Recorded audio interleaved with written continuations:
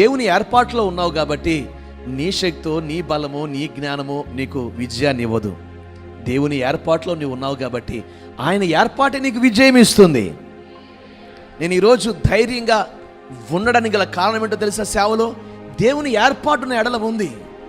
ఈ పట్టణానికి నేను రాలా, ఆయన చెప్పి మరి పంపాడు. ఈ పట్టణంలోనికి, దేశం యొక్క ఉన్నతమైన స్థలములో నేను నిలబెడతానని మాటిచ్చి మరీ పంపాడు.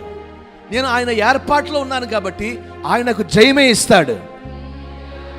హల్లెలూయా. నువ్వు దేవుని ఏర్పాటులో ఉన్న సంగతి గమనిస్తే నువ్వు ఎన్నటికీ భయపడవు. దేనికి?